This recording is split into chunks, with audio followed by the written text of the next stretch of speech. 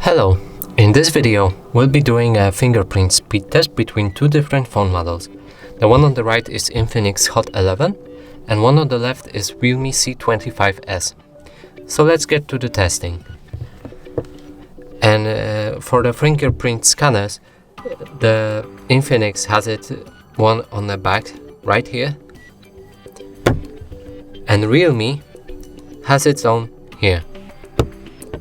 So let's do this.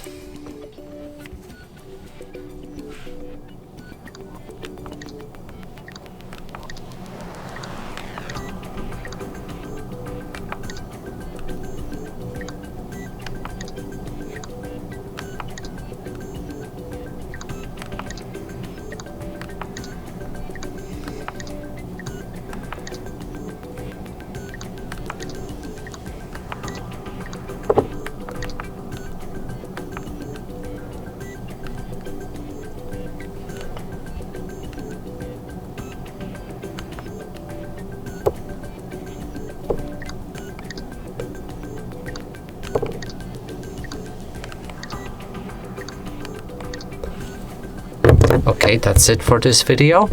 Hope you like it. Please consider subscribing to our channel, leave a like and a comment below.